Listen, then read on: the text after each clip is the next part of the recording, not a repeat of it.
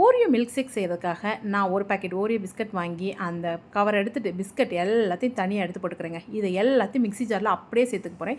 இத்தனை பிஸ்கட்டுக்கும் நம்ம 4 பேர் தாராளமாக சாப்பிட்லாம். இப்போ இந்த பேரிச்சம்பழம் 3 விதையெல்லாம் எடுத்துகிட்டு அதையும் நான் சேர்த்துக்கிறேன். இது எதுக்காகன்னு சொன்னால் பேரிச்சம்பழம் தனியாக சாப்பிடாத குழந்தைகளுக்காக இப்படி போட்டு சேர்க்குறது அவ்வளோதான்.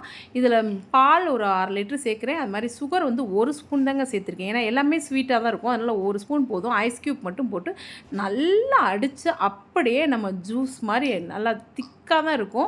மில்க் ஷேக்னும் போது நமக்கு கொஞ்சம் திக்காக இருந்தால் தான் நல்லாவும் இருக்கும். அதை வந்து ரொம்ப தண்ணியாக இருந்தால் சரியாக இருக்காது. அதனால் ஓரளவுக்கு திக்காகவே நான் அப்படியே குழந்தைங்களுக்கு எடுத்து கொடுத்துட்டேன். இது டேஸ்ட் வைஸ் செம்மையாக இருக்குங்க. நீங்கள் பிஸ்கட் மட்டும் சாப்பிட்றத விட இந்த மாதிரி மில்க் ஷேக் செஞ்சு சாப்பிட்டு பாருங்கள். டேஸ்ட் சூப்பராக இருக்கும். அட்டகாசமான டேஸ்ட்டில் மில்க் ஷேக் ரெடி ஆகிடுச்சு. இதை அப்படியே எடுத்து கொடுத்துட்டேன். குழந்தைங்க டக்குன்னு குடிச்சிட்டாங்கங்க. இந்த மாதிரி நீங்கள் ட்ரை பண்ணி பாருங்கள். சூப்பராக இருக்கும்.